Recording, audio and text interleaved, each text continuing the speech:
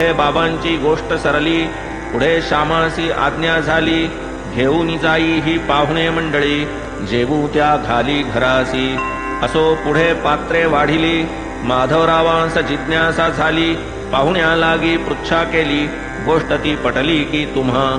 पाहू जाता वास्तविक, साई बाबा इथले स्थायिक, नाही समुद्र नाव नाविक, तया हे ठाऊक केव्हाही. कैचा ब्राह्मण कैची हवेली, जन्म गेला वृक्षाचे तळी, कोठून एवढी संपत्ती आणली, जी मग चोरिली चोराने.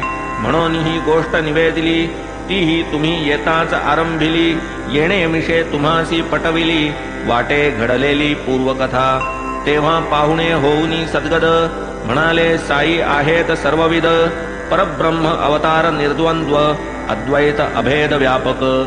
तयांनी जी कथिली आता, अक्षरे अक्षरती आमुचीच कथा. चला हे गोड भोजन सरता, कथितो सविस्तरता तुम्हा ते. बाबा जे जे बोलूनी गेले, ते ते सर्वचिकी घडलेले, ओळख नसता त्या कैसे कळले, म्हणून सगळे अघटित हे. असो पुरे होता भोजन, माधवरावांसह वर्तमान, चालले असता तांबूल चर्वण, कथा निरूपण आरंभिले. वदे दोघां माझील एक, घाटची माझा मूळ मुलुख, परी त्या समुद्रपट्टीचा देख, होता अन्नोदक संबंध.